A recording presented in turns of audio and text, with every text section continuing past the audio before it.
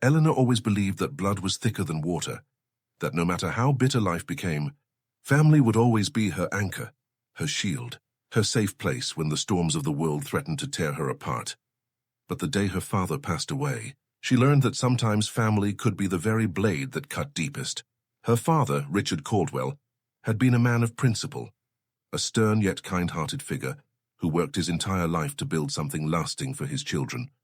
And though the family wasn't rich by any stretch, the old house he left behind, the modest savings, and the cherished heirlooms, the antique watch passed down from his grandfather, the silver jewelry collection his mother adored, the hand-carved desk where he wrote letters to his children, these weren't just items.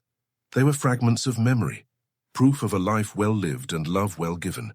Elena, the younger sibling, had always been close to her father, often the one by his side during his long battle with illness, holding his hand when the pain came in waves, whispering encouragement when his voice trembled with exhaustion, and promising him that she would keep the family together no matter what. But Marcus, her older brother, was rarely around during those difficult years. Marcus was the charming one, the golden child who could talk his way into and out of anything, who spent his youth gambling, chasing easy money, and bathing in the admiration of people who never really knew him. And though Eleanor loved him, because that's what sisters are supposed to do, she also saw through the facade, the lies, the selfishness, the subtle cruelty he often cloaked beneath a smile. Still, she never thought he would betray her so completely. The funeral was somber, the air heavy with the scent of lilies and regret, and Elena stood near the coffin in her simple black dress, holding back tears as she traced her fingertips along the polished wood. Marcus, dressed in an expensive suit that seemed almost inappropriate for the occasion, was surrounded by old family friends, cracking half-hearted jokes and flashing smiles that looked more rehearsed than genuine. She told herself it was just his way of coping, but the truth was, Marcus had always been this way, detached, opportunistic, playing a part when it suited him. After the burial, when the guests had left and silence fell over the Caldwell home, Helena and Marcus sat in the study, the warm glow of a desk lamp illuminating the will and testament that their father had carefully prepared.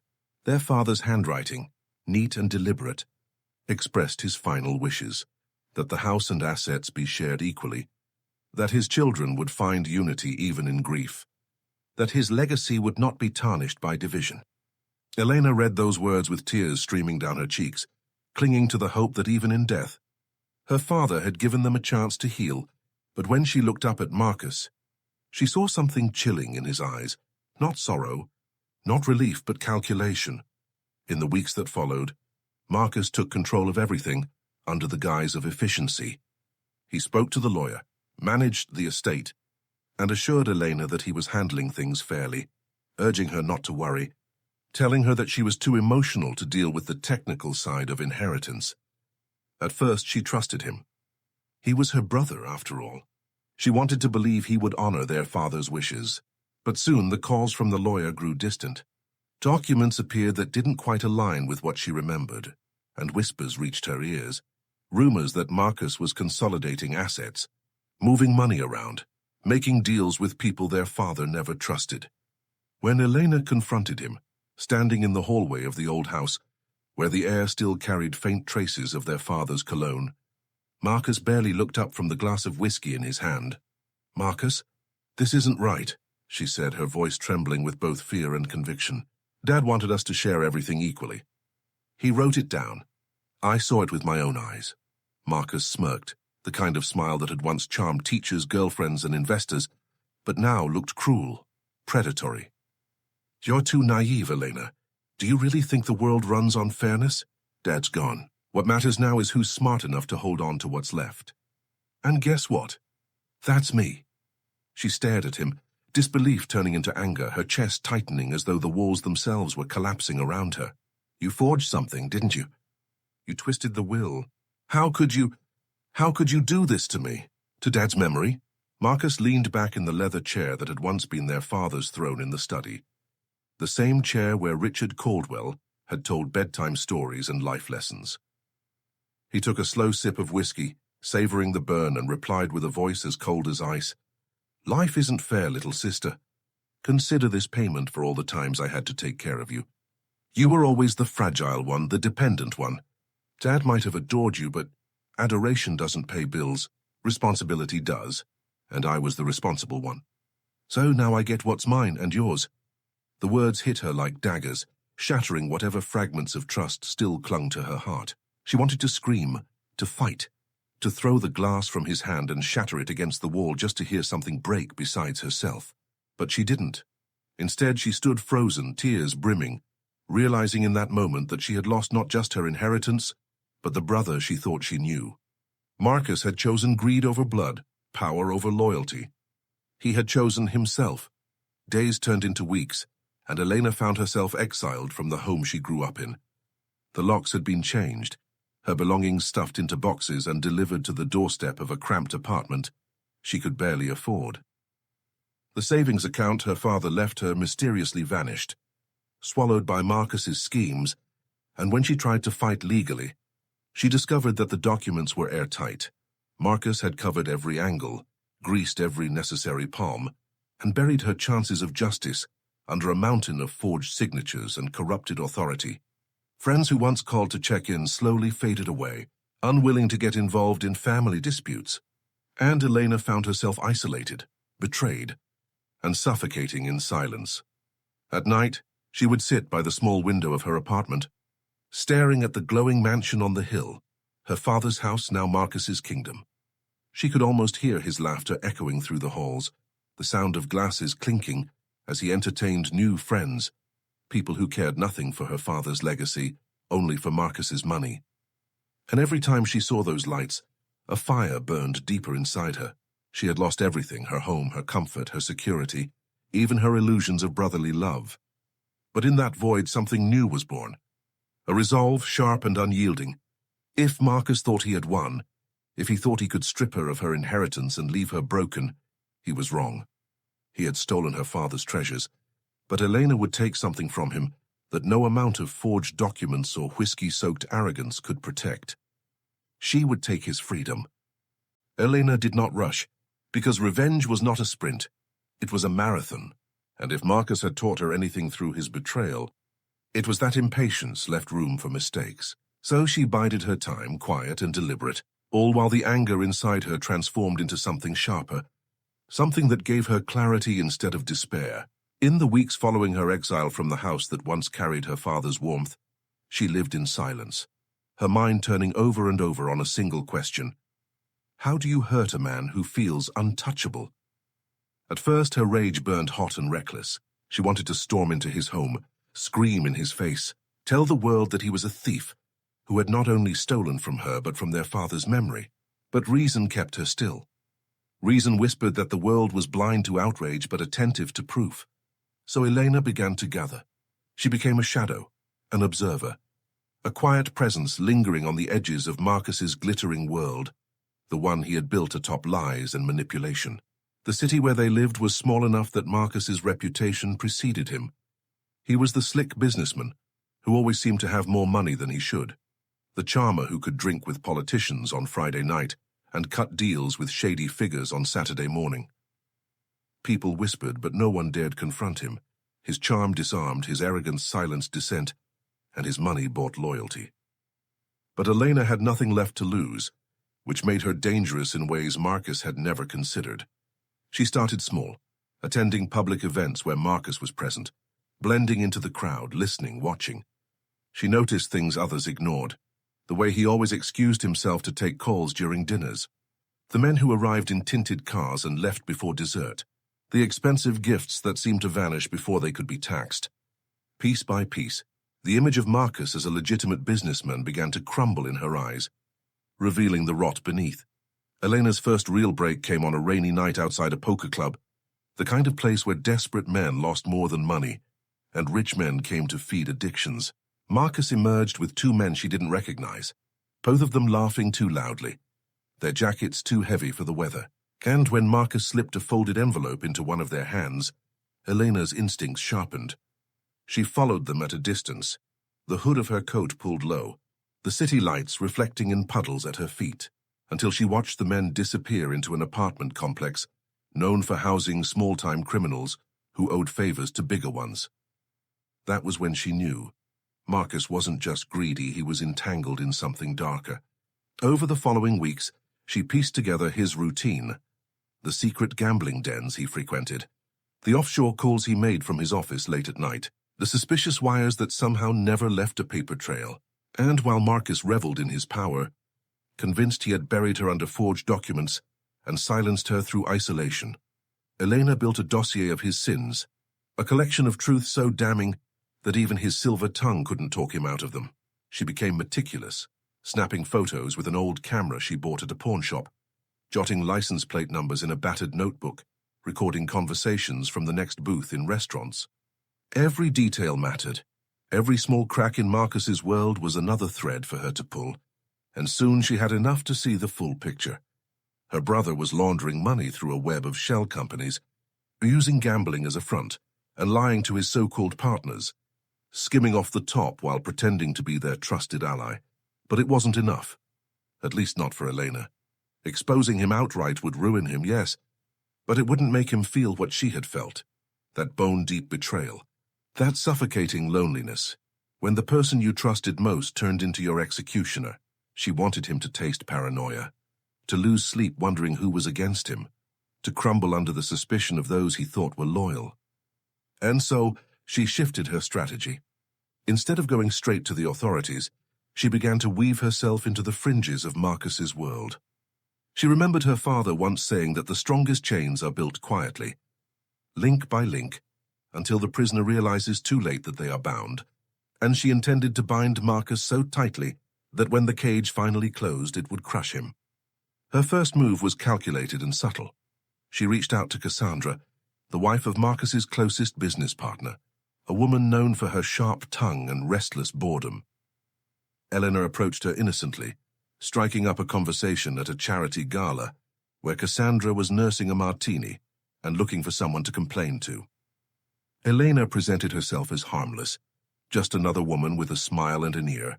But as the weeks passed, she became a confidant, listening as Cassandra vented about Marcus, about the late nights, the unexplained absences, the whispers of money disappearing from accounts. Elena fed Cassandra's doubts carefully, never too much at once, just enough to water the seeds already growing in her mind. "Are you sure Marcus is being honest with your husband?"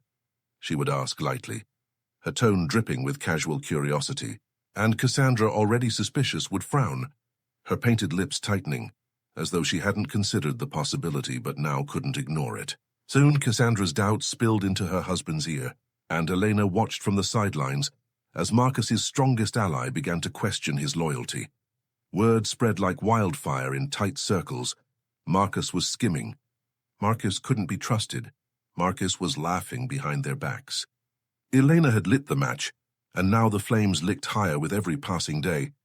Business partners once eager to drink with Marcus now hesitated, whispering behind closed doors, watching him with narrowed eyes, wondering if they were next to be cheated. Elena knew the power of paranoia. It hollowed men from the inside, left them raw and exposed, and Marcus, so accustomed to being the manipulator, had no idea how to handle being the one manipulated. She saw it in the way his smile grew tighter, the way his temper flared quicker, the way he barked at waiters or snapped at business calls in public. He was unraveling, and Elena was the invisible hand pulling the threads. But her masterpiece was yet to come, the strike that would end him not with a scream, but with a silence that would echo for years. She compiled everything she had gathered into a neat package, organized with a precision that even the most skeptical investigator couldn't ignore. Bank records, photos, witness statements, timelines of his movements, connections between Marcus and men who were already on the police radar.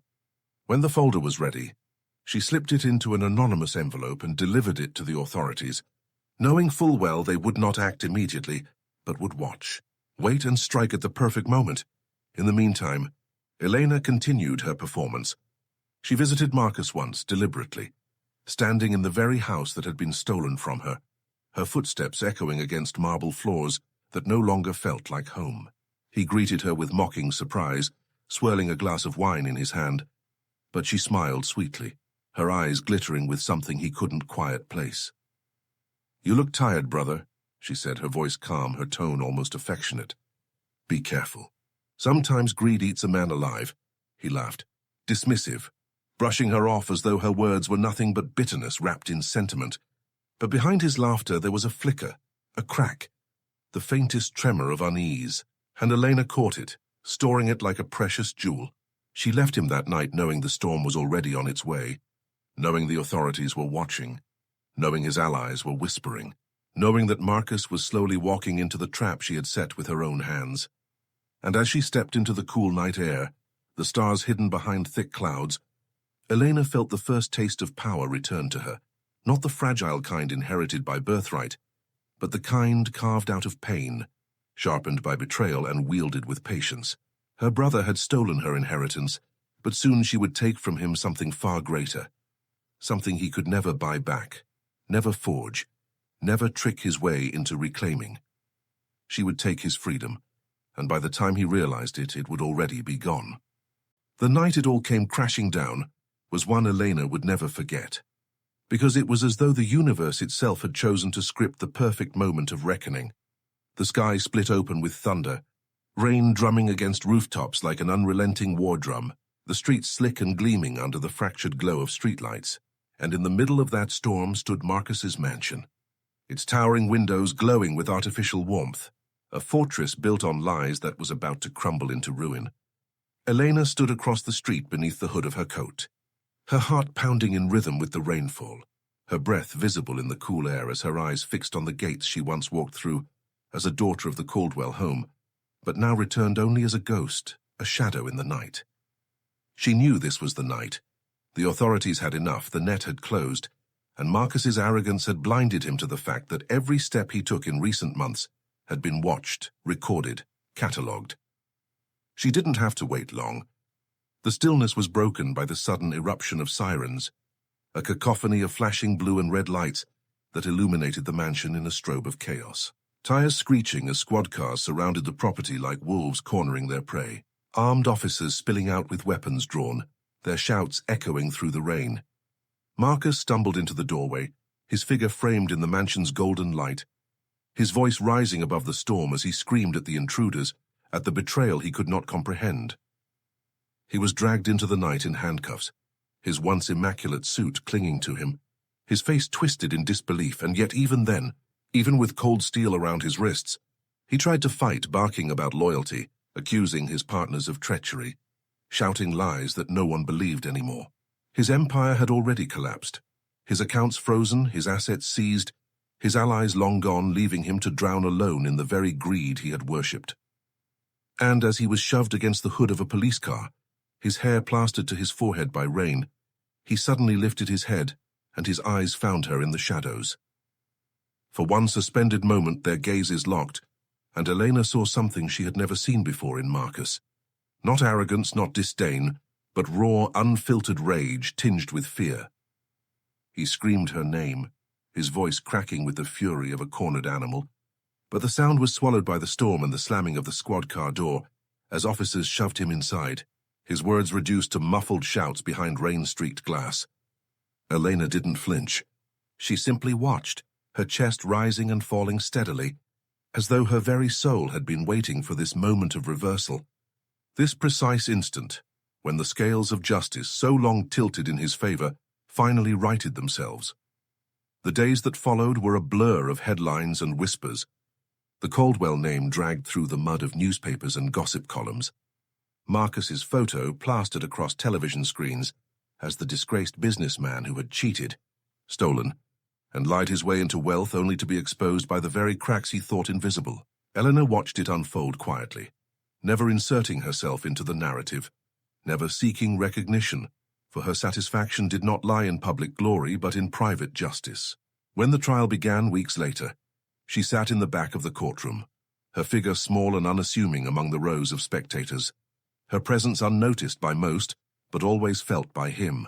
Marcus entered the courtroom shackled, his once commanding presence dimmed, his face pale and gaunt from sleepless nights, his charm abandoned like a broken tool. He scanned the room every day, his eyes darting, desperate to find an ally, a friendly face, someone to validate the lies he had told himself for years. But there was no one. His partners had turned on him, His so-called friends had vanished, even Cassandra, the woman Elena had used to plant the seeds of doubt, sat stone-faced in the gallery, her gaze sharp with betrayal. Witness after witness took the stand, their voices steady, recounting the schemes, the fraud, the lies Marcus had woven into a web too tangled to escape. Bankers produced records, investigators detailed transactions, photographs were displayed that showed Marcus in compromising meetings, and with each piece of evidence, Marcus's shoulders sank lower, his outbursts louder, his mask peeling away until he was nothing more than a desperate man trapped in his own undoing. And through it all, Elena sat silently, her hands folded in her lap, her expression calm, almost serene. She didn't need to speak. Her work had already spoken for her. The documents she had delivered, the threads she had pulled, the lies she had exposed, they had built this case, they had tied the noose, and now Marcus was hanging from it in full view of the world. There were moments when his eyes would find hers in the crowd, moments when his lips would curl into a snarl, when his whisper of her name would rise above the courtroom's murmurs, but Elena never looked away. She held his gaze unwavering, a silent reminder that the sister he had underestimated had become his executioner.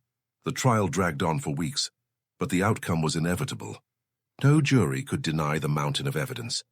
No lawyer could spin a story strong enough to cut through the truth.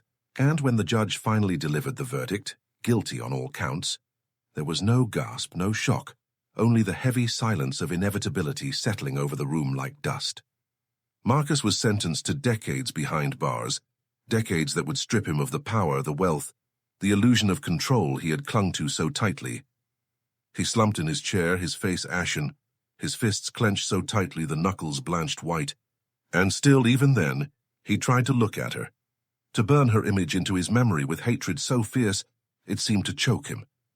Elena rose slowly, her movements graceful, deliberate, and as she passed by him, she leaned forward just enough that her words would reach his ears but no one else's.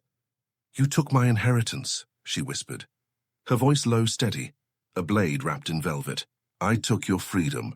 Fair trade, don't you think?" Marcus's eyes widened, his lips parting as though to spit venom. But the guards pulled him to his feet, dragging him away before the words could form. And Elena walked out of the courtroom, the heavy doors closing behind her, the sound echoing like the final punctuation of a story, years in the making. Outside, the world bustled on, unaware of the storm that had just ended inside those walls. But Elena felt it in her bones, the peace, the closure, the strange quiet that comes not from forgetting pain, but from balancing it. She did not smile, because this was not victory to gloat over. It was justice, cold and unflinching. She felt no guilt, only the steady rhythm of her heartbeat reminding her that she had survived, that she had endured betrayal and turned it into power.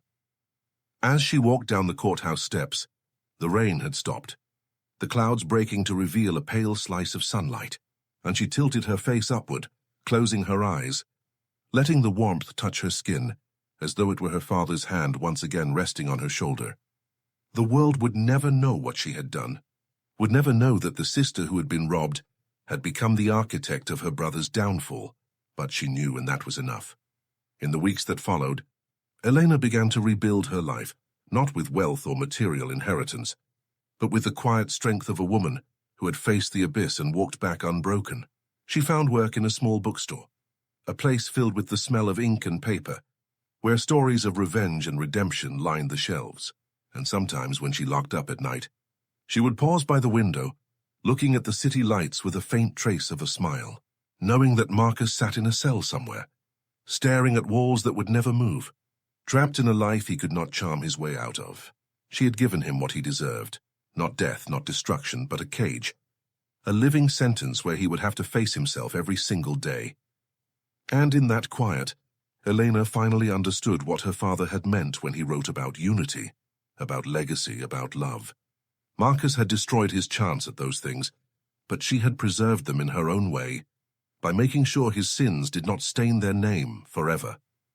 She had avenged not just herself, but the father who had trusted in justice, the man whose voice she still heard sometimes in the silence of her apartment, telling her that he was proud. And though Marcus's hatred would follow her until the day he died, Elena felt only peace, because she had won, Not the kind of victory that made headlines, but the kind that allowed her to look at herself in the mirror and know she had turned betrayal into strength, pain into resolve, and justice into freedom, not his but hers.